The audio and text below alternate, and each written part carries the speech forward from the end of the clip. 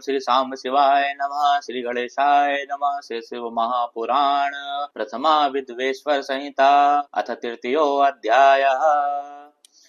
साध्य साधन आदि का विचार। व्यास जी बोले, सूत जी का यह वचन सुनकर वे सब महर्षि बोले, अब आप हमें वेदांत के सार स्वरूप अद्भुत शिव पुराण को सुनाइए।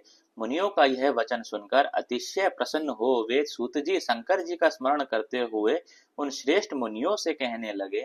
सूत जी बोले, आप सब महर्षिगण रोग शोक से रहित कल्याणमय भगवान शिव का स्मरण करके वेद के सार तत्व से प्रकट पुराण प्रवर शिव पुराण को सुनिए, जिसमें भक्ति, ज्ञान और वैराग्य इन तीनों का प्रीति पूर्वक गान किया गया है और वेदांत वेद सद्वस्तु का विशेष रूप से वर्णन किया गया है। हे ऋषिगण, अब आप लोग वेद के सारभूत पुराण को सुने। बहुत काल में पुनः पुनः पूर्वकल्प व्यतीत होने पर इस वर्तमान कल्प में जब सृष्टि कर्म आरंभ हुआ था, उन दिनों 6 कुलों के महर्षि परस्पर वाद विवाद करते हुए कहने लगे, अमुक वस्तु सबसे उत्कृष्ट है और अमुक नहीं। उनके इस विवाद ने अत्यंत महान रूप धारण कर लिया।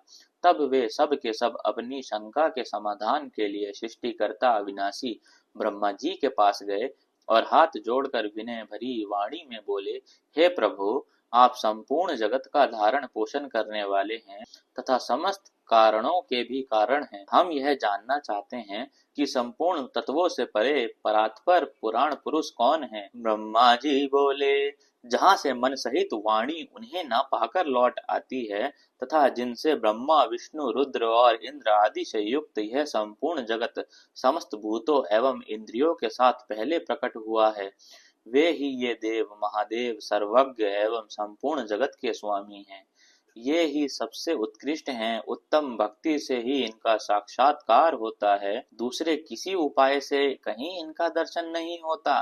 रुद्र, हरि, हर तथा अन्य देवेश्वर सदा उत्तम भक्ति भाव से उनका नित्य दर्शन करना चाहते हैं। अधिक कहने की क्या आवश्यकता है। भगवान शिव में भक्ति होने से मनुष्य संसार बंधन से मुक्त हो जाता है। देवताओं की कृपा प्रसाद से ही उनमें भक्ति होती है और भक्ति से देवता का कृपा प्रसाद प्राप्त होता है। ठीक उसी तरह जैसे यहाँ अंकुर से बीज होता है और बीज से अंकुर उत्पन्न होता है। इसलिए हे द्विजो, आप लोग भगवान शंकर का कृपा प्रसाद प्राप्त करने के लिए भूतल पर जाकर वहाँ सहस्त्र वर्षों तक चलने वाले एक विशाल यज्ञ का आयोजन करें। इन यज्ञपति भगवान शिव की ही कृपा से वेदोक्त विद्या के सारभूत साध्य साधन का ज्ञान होता है। मुनिगण बोले, हे भगवान, परम साध्य क्या है और उसका परम साधन क्या है, उसका साधक कैसा होता है, ये सभी बातें यथार्थ रूप से कहें।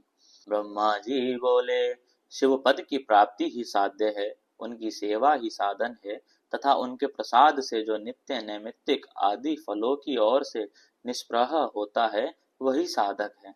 वेदोक्त कर्म का अनुष्ठान करके उसके महान फल को भगवान शिव के चरणों में समर्पित कर देना ही परमेश्वर पद की प्राप्ति है। वही सालोक्य आदि के कर्म से प्राप्त होने वाली मुक्ति है।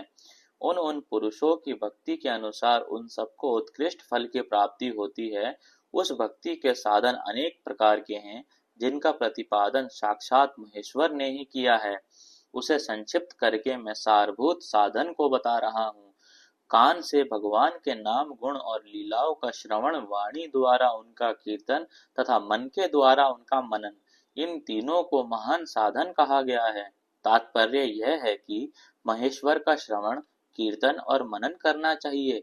यह श्रुति का वाक्य हम सबके लिए प्रमाणभूत है। संपूर्ण मनोरथ की सिद्धि में लगे हुए आप लोग इसी साधन से परम साध्य को प्राप्त हों।